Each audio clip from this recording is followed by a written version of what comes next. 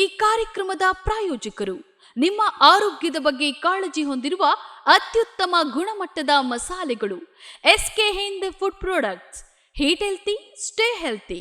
ದೇಹಕ್ಕೆ ಆರೋಗ್ಯ, ಮನಸ್ಸಿಗೆ ಉಲ್ಲಾಸ ನೀಡಬಲ್ಲ ಹಣಪಾನೀಯಗಳು, ನೈಸರ್ಗಿಕ ಶಕ್ತಿ, ಸರಿಸಾಟಿ ಇಲ್ಲದ ರುಚಿ.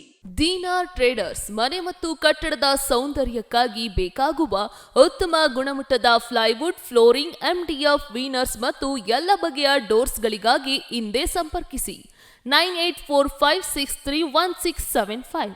ನ್ಯಾಷನಲ್ ಹ್ಯಾಂಡಿಕ್ರಾಫ್ಟ್ಸ್ ಮನೆಯ ಸೌಂದರ್ಯಕ್ಕೆ ಬೇಕಾಗುವ maharaja sofa set, dining and dressing table set, cot, ದಿವಾನ್, ರಾಕಿಂಗ್ ಚೇರ್ಸ್ ಹಾಗೂ ಇನ್ನು 10 ಹಲವು ಬಗೆಯ ಫರ್ನಿಚರ್ಸ್ಗಳಿಗಾಗಿ ಇಂದೇ ಭೇಟಿಯನ್ನ ನೀಡಿ. ಹೆಚ್ಚಿನ ಮಾಹಿತಿಗಾಗಿ ಸಂಪರ್ಕಿಸಿ 7204081880. ಪ್ರೈಮ್ ನ್ಯೂಸ್ಗೆ ಸ್ವಾಗತ. ನಾನು ಪವಿತ್ರ ಗೌಡ. ಮೊದಲಿಗೆ ಹೆಡ್ಲೈನ್ಸ್. ವಿಜಯೇಂದ್ರ ಶಾಸಕ ಸ್ಥಾನಕ್ಕೆ ರಾಜೀನಾಮೆಯನ್ನ ನೀಡಿ ಮತ್ತೊಮ್ಮೆ ಚುನಾವಣೆಯನ್ನ ಎದುರಿಸಲಿ. ಹರಿಹರ ಬಿಜೆಪಿ ಶಾಸಕ ಬಿಪಿ ಹರೀಶ್ ಆಗ್ರಹ. ಮುಖ್ಯಮಂತ್ರಿ ಬದಲಾಗುವ ಕುರಿತು ಚರ್ಚೆಗಳು ನಡೆದಿಲ್ಲ. ಬಿಜೆಪಿ ಜೆಡಿಎಸ್ ನಾಯಕರು ಹೇಳ್ಕೊಂಡು ತಿರುಗಾಡ್ತಾ ಇದ್ದಾರೆ. ಗೃಹ ಸಚಿವ ಡಾಕ್ಟರ್ ಜಿ ಪರಮೇಶ್ವರ್ ಸ್ಪಷ್ಟನೆ. ತುಂಗಭದ್ರಾ ಡ್ಯಾಂನ ರಾಜ್ಯ ಸರ್ಕಾರ ಕಂಟ್ರೋಲ್ ಮಾಡಲ್ಲ. ಇನ್ನು 4 ರಿಂದ 5 ದಿನಗಳಲ್ಲಿ ರಿಪೇರಿ ಕೆಲಸ ಆಗುತ್ತೆ. ರೈತರ ಬೆಳೆ ಉಳಿಸುವ ವ್ಯವಸ್ಥೆ ಮಾಡಿದ್ದೇವೆಂದ ಡಿಕೆ ಶಿವಕುಮಾರ್. ಚನ್ನಪಟ್ಟಣ ಟಿಕೆಟ್ ಸಿಗದಿದ್ರೆ ಪಕ್ಷೇತರ ಸ್ಪರ್ಧೆ, ಪಕ್ಷೇತರನಾಗಿ ಮತ್ತೆ ಗೆದ್ದು ಎನ್ಡಿಎ ಭಾಗವಾಗ್ತೇನೆ. ದೆಹಲಿಗೆ ತೆರಳುವ ಮುನ್ನ ಉಪಚುನಾವಣೆ ಸಂಬಂಧ ಯೋಗೇಶ್ವರ್ ಪ್ರತಿಕ್ರಿಯೆ.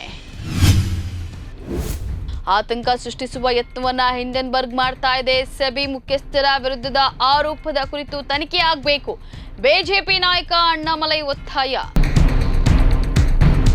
ಬಿಜೆಪಿ ರಾಜ್ಯ ಘಟಕದ ಅಧ್ಯಕ್ಷ ಬಿವೈ ವಿಜಯೇಂದ್ರ ಶಾಸಕ ಸ್ಥಾನಕ್ಕೆ ರಾಜೀನಾಮೆಯನ್ನ ನೀಡಿ ಶಿಕಾರಿಪುರ ವಿಧಾನಸಭಾ ಕ್ಷೇತ್ರದಲ್ಲಿ ಮರು ಚುನಾವಣೆಯನ್ನ ಎದುರಿಸಬೇಕು. ಚುನಾವಣೆಯ ಗೆಲುವು ಕಾಂಗ್ರೆಸ್ ಭಿಕ್ಷೆಯಲ್ಲ, ಬಿಜೆಪಿಯ ಶಕ್ತಿ ಎಂಬುದನ್ನು ನಿರೂಪಿಸಬೇಕು ಎಂದು ಹರಿಹರ ಶಾಸಕ ಬಿಪಿ ಹರೀಶ್ ಒತ್ತಾಯಿಸಿದ್ದಾರೆ. ಬಿವೈ ವಿಜಯೇಂದ್ರ ಶಾಸಕ ಸ್ಥಾನವನ್ನ ಕಾಂಗ್ರೆಸ್ ಭಿಕ್ಷೆ ಎಂಬ ಗಂಭೀರ ಆರೋಪವನ್ನ ಉಪಮುಖ್ಯಮಂತ್ರಿ ಡಿಕೆ ಶಿವಕುಮಾರ್ ಮಾಡಿದ್ದಾರೆ. ಕಾಂಗ್ರೆಸ್ ಮತ್ತು ಬಿಜೆಪಿ ನಾಯಕರ ನಡುವಿನ ಹೊಂದಾಣಿಕೆ ರಾಜಕಾರಣದ ಆರೋಪಕ್ಕೆ ಇದು ಪುಷ್ಟಿ ನೀಡಿದೆ. ಇಂತಹ ಬ್ಲಾಕ್ ಮೇಲ್ಗೆ ಬಿಎಸ್ ಯಡಿಯೂರಪ್ಪ ಕುಟುಂಬ ಸರಿಯಾಗಿ ಪ್ರತಿಕ್ರಿಯಿಸಬೇಕು ಅಂತ ಹೇಳಿದ್ದಾರೆ. ಕಾಂಗ್ರೆಸ್ ಭಿಕ್ಷೆಯಿಂದ ಶಾಸಕರಾಗುವ ಅನಿವಾರ್ಯತೆ ಬಿಜೆಪಿ ನಾಯಕರಿಗೆ ಇಲ್ಲ ಎಂಬುದನ್ನ ತೋರಿಸಬೇಕು ಅಂತ ಹೇಳಿದ್ದಾರೆ. ಮುಖ್ಯಮಂತ್ರಿ ಬದಲಾಗುವ ಕುರಿತು ಕಾಂಗ್ರೆಸ್ನ ಯಾವ ನಾಯಕರು ಕೂಡ ಹೇಳಿಲ್ಲ. ಆದರೆ ಬಿಜೆಪಿ ಜೆಡಿಎಸ್ ನಾಯಕರು ಹೇಳಿಕೊಂಡು ತಿರುಗಾಡ್ತಾ ಇದ್ದಾರೆ. ಆ ರೀತಿಯ ಚರ್ಚೆಗಳು ನಡೆದಿಲ್ಲ ಎಂದು ಗೃಹ ಸಚಿವ ಡಾಕ್ಟರ್ ಜಿ ಪರಮೇಶ್ವರ್ ಸ್ಪಷ್ಟಪಡಿಸಿದ್ದಾರೆ. ಸುದ್ದಿಗಾರರೊಂದಿಗೆ ಮಾತನಾಡಿದ ಅವರು, ರಾಜ್ಯಪಾಲರು ಮುಖ್ಯಮಂತ್ರಿಯವರ ವಿರುದ್ಧ ಅಭಿಯೋಜನೆಗೆ ಅನುಮತಿಯನ್ನ ನೀಡಬಾರದು. ಈ ಕುರಿತು ದಾಖಲಾಗಿರುವ ದೂರನ್ನ ತಿರಸ್ಕರಿಸಬೇಕು ಮತ್ತು ಶೋಕಾಸ್ ನೋಟಿಸ್ ಅನ್ನ ಹಿಂಪಡೆಯಬೇಕು ಅಂತ ಹೇಳಿ ಒತ್ತಾಯಿಸಿದ್ದಾರೆ. ಸಚಿವ ಸಂಪುಟ ಸಭೆ ನಿರ್ಣಯ ಕೈಗೊಂಡು ರಾಜ್ಯಪಾಲರಿಗೆ ಸಲಹೆಯನ್ನ ನೀಡಿದೆ. ಅದರ ಹೊರತಾಗಿಯೂ ಅವರು ಮುಂದುವರೆದರೆ ನಮಗೂ ಕಾನೂನು ಹೋರಾಟ ಅನಿವಾರ್ಯವಾಗಲಿದೆ. ರಾಜ್ಯಪಾಲರು ಕಾನೂನಿನ ಪ್ರಕಾರ ನಡೆದುಕೊಳ್ಳುವ ನಿರೀಕ್ಷೆ ಇದೆ. ರಾಜ್ಯಪಾಲರು ಕಾನೂನನ್ನ ಬಿಟ್ಟು ನಿರ್ಧಾರವನ್ನ ತೆಗೆದುಕೊಳ್ತಾರೆ ಅಂತ ಹೇಳಿ ನಮಗೆ ಅನಿಸೋದಿಲ್ಲ ಅಂತ ಹೇಳಿ ಸ್ಪಷ್ಟಪಡಿಸಿದ್ದಾರೆ. ತುಂಗಭದ್ರಾ ಜಲಾಶಯವನ್ನ ರಾಜ್ಯ ಸರ್ಕಾರ ಕಂಟ್ರೋಲ್ ಮಾಡಲ್ಲ. ಅದಕ್ಕೆ ಆದ ಪ್ರತ್ಯೇಕ ಸಮಿತಿ ಇದೆ. ನಾವು ಸದಸ್ಯರು ಅಷ್ಟೇ, ಆದ್ರೂ ಅದು ನಮ್ಮದೇ. ಇನ್ನು 4 ರಿಂದ 5 ದಿನಗಳಲ್ಲಿ ಗೇಟ್ ರಿಪೇರಿ ಮಾಡುವ ಕೆಲಸ ಆಗ್ತದೆ ಅಂತ ಹೇಳಿ ಡಿಸಿಎಂ ಡಿಕೆ ಶಿವಕುಮಾರ್ ಅಭಯವನ್ನ ನೀಡಿದ್ದಾರೆ. ತುಂಗಭದ್ರಾ ಜಲಾಶಯಕ್ಕೆ ಭೇಟಿ ನೀಡಿದ ವಿಚಾರವಾಗಿ ಬೆಂಗಳೂರಿನಲ್ಲಿ ಮಾಧ್ಯಮಗಳೊಂದಿಗೆ ಮಾತನಾಡಿದ ಅವರು, ಇನ್ನು 4 ರಿಂದ 5 ದಿನಗಳಲ್ಲಿ ರಿಪೇರಿ ಕೆಲಸ ಆಗುತ್ತೆ. ರೈತರ ಬೆಳೆ ಉಳಿಸುವ ವ್ಯವಸ್ಥೆ ಮಾಡಿದ್ದೇವೆ. ನಾಳೆ ನಮ್ಮ ಸಿಎಂ ಹೋಗ್ತಾರೆ. ನಾನು ಟೆಕ್ನಿಕಲ್ ಟೀಮ್ ಜೊತೆಗೆ ಚರ್ಚೆಯನ್ನ ಮಾಡಿದ್ದೇನೆ. ಯಾರೂ ಗಾಬರಿ ಪಡಬೇಕಿಲ್ಲ ಅಂತ ಹೇಳಿ ಅಭಯವನ್ನ ನೀಡಿದ್ದಾರೆ. ಚನ್ನಪಟ್ಟಣ ಟಿಕೆಟ್ ನನಗೆ ಸಿಗದಿದ್ರೆ ಪಕ್ಷೇತರನಾಗಿ ಸ್ಪರ್ಧೆಯನ್ನ ಮಾಡ್ತೇನೆ ಎಂದು ಮಾಜಿ ಸಚಿವ ಯೋಗೇಶ್ವರ್ ಬಾಂಬ್ ಸಿಡಿಸಿದ್ದಾರೆ. ದೆಹಲಿಗೆ ತೆರಳುವ ಮುನ್ನ ಉಪಚುನಾವಣೆಗೆ ಸಂಬಂಧಿಸಿದಂತೆ ಪ್ರತಿಕ್ರಿಯಿಸಿ, ಪಕ್ಷೇತರನಾಗಿ ಮತ್ತೆ ಗೆದ್ದು ಎನ್ಡಿಎ ಭಾಗವಾಗ್ತೇನೆ. ಏನೇನು ರಾಜಕೀಯ ತಿರುವು ಪಡೆಯುತ್ತದೆ ಕಾದು ನೋಡಬೇಕು ಅಂತ ಹೇಳಿ ತಿಳಿಸಿದ್ದಾರೆ. ನನ್ನ ತಾಲೂಕಿನ ಜನ ನನ್ನ ಮೇಲೆ ವಿಶ್ವಾಸವನ್ನ ಇಟ್ಟಿದ್ದಾರೆ. ಕ್ಷೇತ್ರದ ಸಮಾನ ಮನಸ್ಕ ವೇದಿಕೆಯಿಂದಲೂ ಸ್ಪರ್ಧೆಗೆ ಒತ್ತಾಯ ಇದೆ ಅಂತ ಹೇಳಿದ್ದಾರೆ. ನಾನು ಕಾಂಗ್ರೆಸ್ಗೆ ಹೋಗುವ ಬಗ್ಗೆ ಆಲೋಚನೆ ಮಾಡಿಲ್ಲ.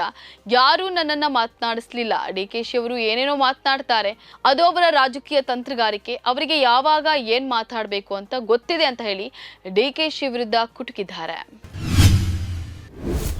ಅಮೆರಿಕದ ಹಿಂಡೆನ್ಬರ್ಗ್ ಸಂಸ್ಥೆಯು ಸೆಬಿ ಮುಖ್ಯಸ್ಥೆ ಮಾಧವಿ ಪುರಿ ಬೊಚ್ಚು ವಿರುದ್ಧ ಹೊರಸಿರುವ ಆರೋಪಗಳ ತನಿಖೆ ನಡೆಸಬೇಕೆಂದು ಆಗ್ರಹಿಸಿರುವ ತಮಿಳುನಾಡು ಬಿಜೆಪಿ ಘಟಕದ ಅಧ್ಯಕ್ಷ ಕೆ ಅಣ್ಣಾಮಲೈ ಅದೇ ಸಮಯ ಹಿಂಡೆನ್ಬರ್ಗ್ ಹಿಂದೆ ಅದಾನಿ ಸಮೂಹ ಸಂಸ್ಥೆಗಳ ವಿರುದ್ಧ ಹೊರಸಿರುವ ಆರೋಪಗಳು ನಿರಾಧಾರ ಅಂತ ಹೇಳಿದ್ದಾರೆ. ತನ್ನ ಲಾಭಕ್ಕಾಗಿ ಹೂಡಿಕೆದಾರರಲ್ಲಿ ಆತಂಕ ಸೃಷ್ಟಿಸುವ ಯತ್ನವನ್ನ ಹಿಂಡೆನ್ಬರ್ಗ್ ಮಾಡ್ತಾ ಇದೆ ಅಂತ ಹೇಳಿ ಆರೋಪಿಸಿರುವ ಅಣ್ಣಾಮಲೈ ಹಿಂಡೆನ್ಬರ್ಗ್ ಆರೋಪಗಳನ್ನ ಕೂಲಂಕುಷವಾಗಿ ತನಿಖೆಯನ್ನು ನಡೆಸಬೇಕು ಅಂತ ಹೇಳಿ ಕೋರಿದ್ದಾರೆ. ಹಿಂಡೆನ್ಬರ್ಗ್ ಪತ್ರಕರ್ತ ಅಥವಾ NGO ಅಲ್ಲ, ಬದಲು ಷೇರುಗಳ ಶಾರ್ಟ್ ಸೆಲ್ಲಿಂಗ್ ಏಜೆಂಟ್. ಅವರು ಇಂತಹ ವರದಿಗಳನ್ನ ಬಿಡುಗಡೆಗೊಳಿಸಿ ಹೂಡಿಕೆದಾರರಲ್ಲಿ ಭೀತಿಯನ್ನ ಸೃಷ್ಟಿಸುತ್ತಾರೆ ಮತ್ತು ಇಂತಹ ಸನ್ನಿವೇಶಗಳ ಲಾಭವನ್ನ ಪಡೆಯುತ್ತಾರೆ ಹಾಗೂ ಕೋಟ್ಯಾಂತರ ರೂಪಾಯಿ ಲಾಭವನ್ನ ಗಳಿಸುತ್ತಾರೆ. ಹಿಂಡೆನ್ಬರ್ಗ್ ವಿಚಾರ ಇಷ್ಟೇ ಅಂತ ಹೇಳಿ ಅಣ್ಣಾಮಲೈ ಕುಟುಕಿದ್ದಾರೆ. ಇವಷ್ಟು ಈ ಕ್ಷಣದ ನ್ಯೂಸ್ ಅಪ್ಡೇಟ್. ಸಮಾಜಕ್ಕಾಗಿ ನೋಡ್ತಾ ಇರಿ ಕನ್ನಡ ಒನ್ ನ್ಯೂಸ್. ನಮಸ್ಕಾರ.